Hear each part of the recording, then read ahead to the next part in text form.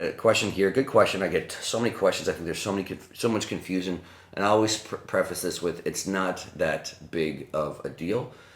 But what's the difference in splits? So what's the difference? I mean, I think if you guys look at the way that I do things, I'm not I'm not saying it's bad in all circumstances, but for most people, especially beginners, I'm not the hugest fan of bro splits, which is just training one body part. You train every body part once a week, so you might train 6 days a week with one off day. You got one day for chest, one day for shoulders, one day for arms, one day for back, one day for legs, whatever that is, 5 days. The whole idea is obviously this is the simplified version. So this is as much of the variables as I can put into play without overcomplicating it. And obviously, people could write books on this. So there's a little bit more than maybe this 5 to 10 minute answer. But when you're trying to put on muscle, obviously when you train, you create some sort of stimulus that hopefully leads to the ability to recover, depending on if your recovery variables are in place. Obviously, you could train your balls off, but your perception of training balls off might not be adequate if your calories are so low and your recovery is so shit that you can't actually train hard enough to create that stimulus in the first place. And then there's the other side of it. Let's say hypothetically you're in a position where you can train hard enough to create that stimulus, but then you don't have adequate calories and you don't have adequate sleep, you're not going to recover in the first place. So again, the simplified version of hypertrophy is create a stimulus, have a recovery in place so that again you can actually start to stimulate hypertrophy and you grow and lay down tissue. So that's the simplified version. So the whole common sense thing is for every body part, can I do that once a week? So for my chest, once a week, I'm creating this stimulus and I'm having this recovery process and laying down tissue. Now let's say hypothetically, is there a way that I can do that twice a week for every body part? So now for my chest, I create a stimulus and I have this recovery process and I can do it twice a week as opposed to once a week. What's going to put on more tissue? Now obviously it's not quite this simple, but to some degree it's accurate. You're going to you could potentially lay down twice as much tissue training everything twice a week as opposed to once a week. Could I even do it 3 times a week? And the answer is for some people, yes. So that is the difference summed up between a bro split and the bigger splits. If you're brand new, the idea is one, the idea of what is adequate stimulus. Can I create adequate stimulus? So for a brand new, a very common thing is train 3 times a week and train total body every single workout. Now, I'm not going to get into the nuances of potentially rotating exercises for total body, or is it just the same workout? Same as anything, it could be, either could work. I could argue which would be better than the other, but that's not the point of this. So why the question is, I guess, why would someone do a total body split? Why would someone do a bro split? Why would somebody maybe do something in between? So there's a couple things to consider. One is creating adequate stimulus. So it's pretty well known that obviously what works in the beginning doesn't work 10 years from now, 20 years from now. So at some point in time, the same level of training in the gym, the level that was adequate stimulus day one will not be adequate stimulus day 10. To some degree, things have to progress over time. So some of it when you're a beginner is just a matter of whether you think volume is a big driver or load intensity is a big driver or a combination of both. Over time, in the very beginning, you could have this split, and the only way that you progress things and the only way that you progress stimulus is by just adding more reps, more sets, or more weight to the bar, or you could do all three at the same time to some degree. At some point in time, that may not be adequate stimulus for everything. So there's this idea that you may need more, which I would argue for most people is true. So in the beginning of the typical total body split, you could technically have one exercise for every body part. At some point in time, it seems like people need more. So you can run into the obvious issue is if, okay, well now I need 2 exercises, now maybe I need 3 exercises per body part.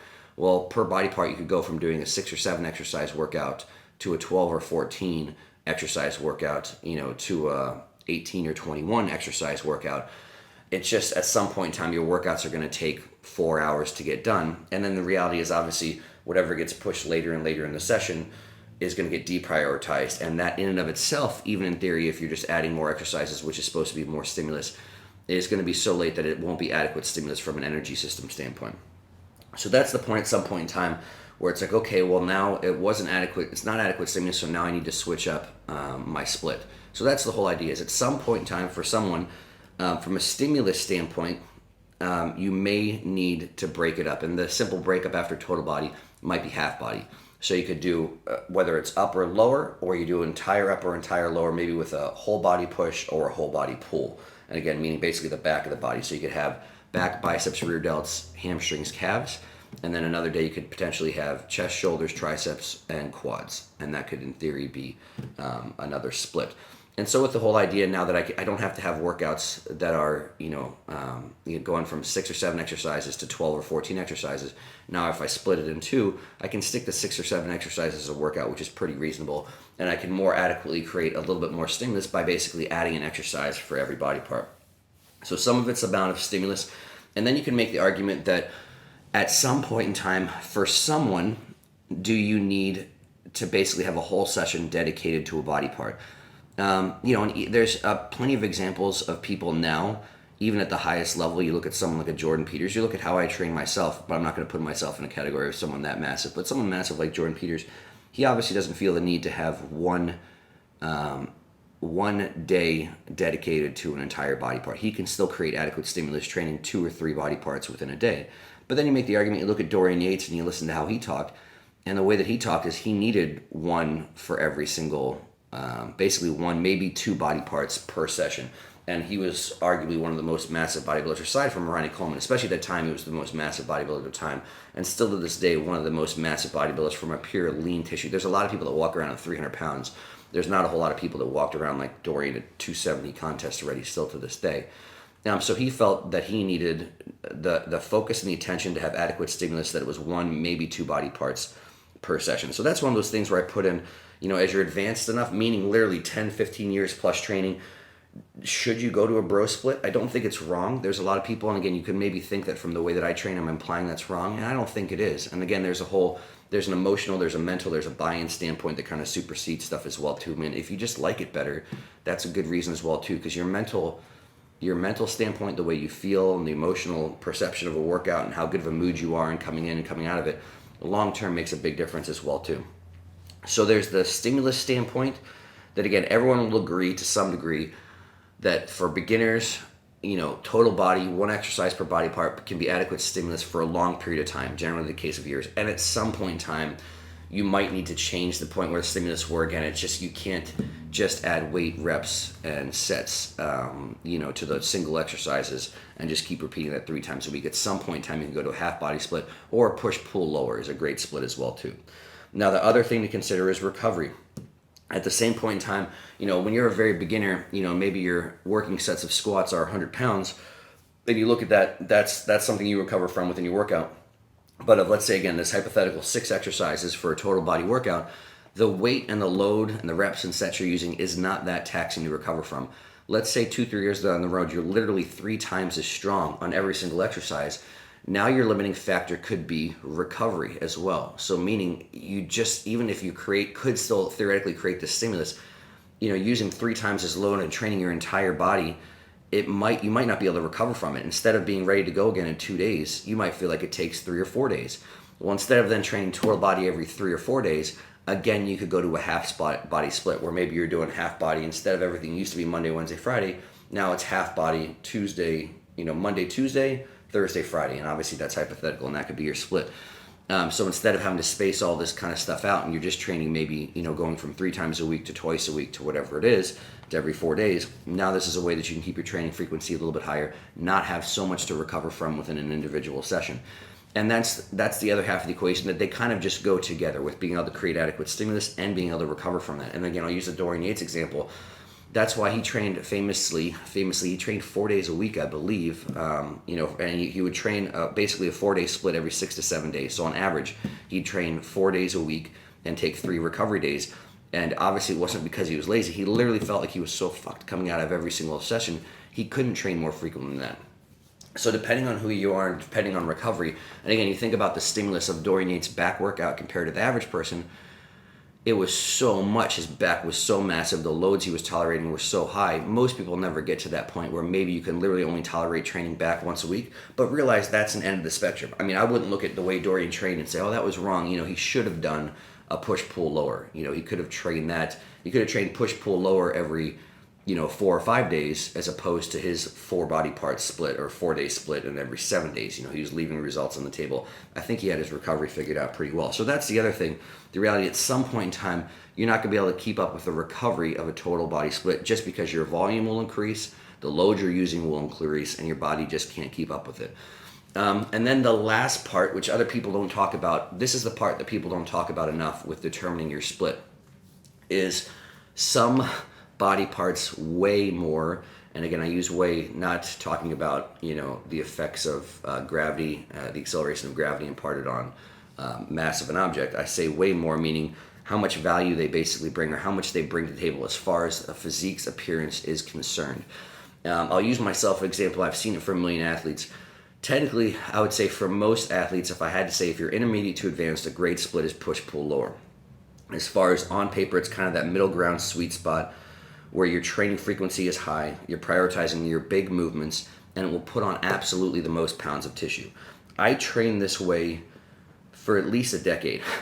And I remember the first time I had someone that actually knew what they were talking about or doing, really assessed my physique when I was really starting to think about competing for the first time. And I looked in the mirror. Basically, I just looked like a refrigerator. I mean, I naturally have a little bit wider hips. And again, I'd never been super lean at that point in time, so I thought my waist was kind of wider, but obviously your waist connects to your hips, so there's some degree of width down there. But because I had, relatively speaking, wider hips, my body fat wasn't super low, and I looked in the mirror, I just looked like a refrigerator. And to be honest, at that point in time, I mean, my lower body workouts, I was moving some pretty good load, but I was prioritizing the big compound stuff, deadlifts and back squats and stuff so much. My quads and ass were huge. My hams and calves didn't match. For my upper body, I'd prioritize push and pull so much that my extremities, and again, I didn't really think about it as much at the time, my arms are super fucking long, and they just don't seem to respond as well as my trunk muscles anyway. So I was very, relatively speaking, thick through the chest, thick through the back, and I had absolutely no width, relatively speaking. So looking at my physique, I may have trained the way that put on the most pounds of muscle, but from a physique standpoint, my symmetry and my balance just look like shit. I look like a refrigerator. So that's the first point in time where I was like, okay, I need to start thinking about prioritizing my shit body parts, which still to this day are arms and delts. And if you actually look at my competition pictures from my first shows through my later shows, I've always put on weight. And I think sometimes the amount that my physique looks different looks more than just the pounds that I put on, because I started prioritizing, again, arms and shoulders, because for me, those are my shit body parts. So you have to realize at some point in time, this is the thing I will still to this day, depending on the competitor, and again, because you can make the argument, especially for female competitors, the bro split makes the least amount of sense. That being said, for bikini to an extent, especially figure competitors, and to a degree, a little bit of a lesser degree, physique competitors for females, delts are the most important upper body part. I joke that especially for figure, which is kind of the middle of the road, figure is like the quads and delt division.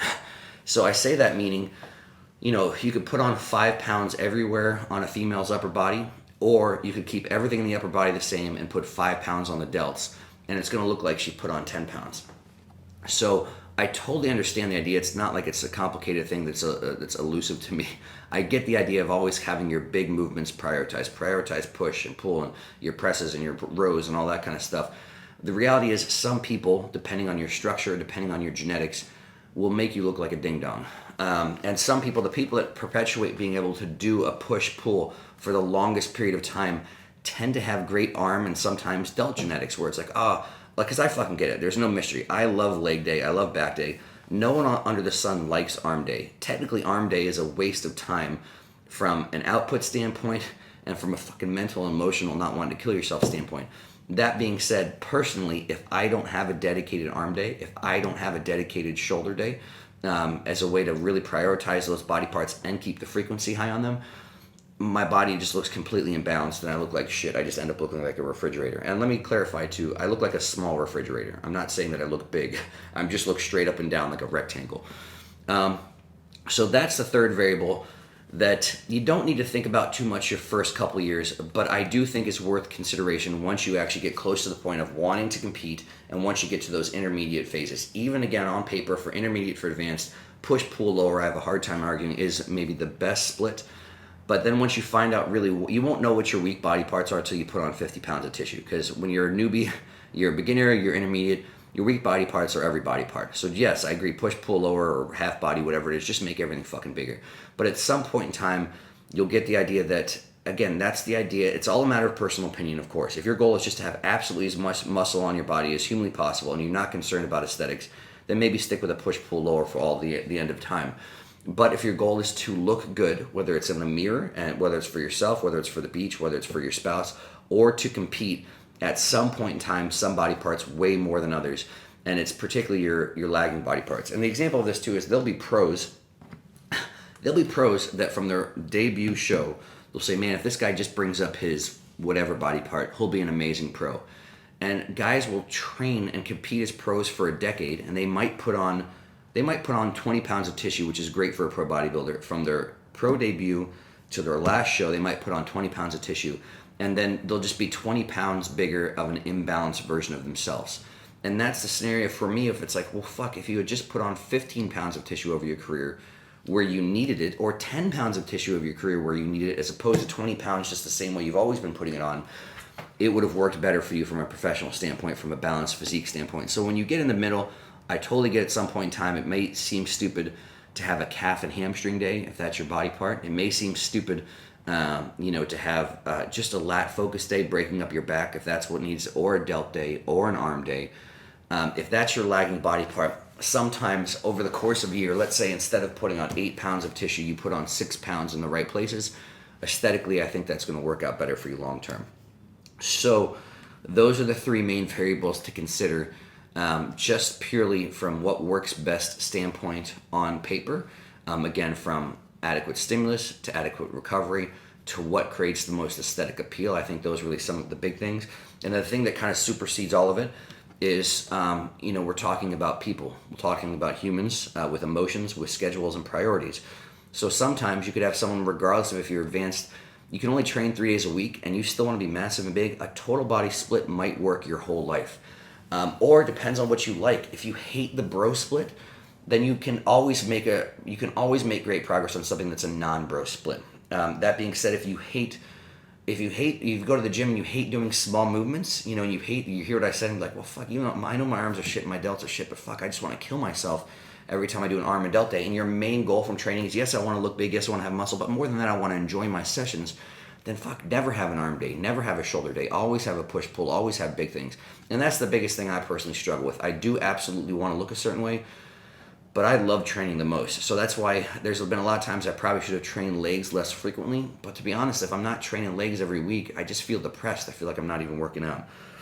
So again, what you enjoy is massively important, unless your paycheck depends on your physique. Mr. Olympia, if it was having this conversation with somebody that hypothetically, and not that Mr. Olympias are balanced now, so I'm not speaking to anyone specific, but if there's a Mr. Olympia that had this bad body part and they hated it and they didn't like it, I'd be like, well, fucking sucks. This is what you have to do to have the result that you want. You don't really get a choice in necessarily what do you emotionally like, what works for your schedule. Your paycheck requires this. This is what you have to do. For everyone else on the planet, what you enjoy and what your schedule allows kind of supersedes what's written on paper. And so hopefully that's about as complete of an answer as I think I can give. And I always say too, it's not that big of a deal. Again, I think the only drastic mistake is could you be on one end of that spectrum, meaning if you're training 20 years down the road and you're massive and you're still trying to make a total body split work, it might be a limiting factor.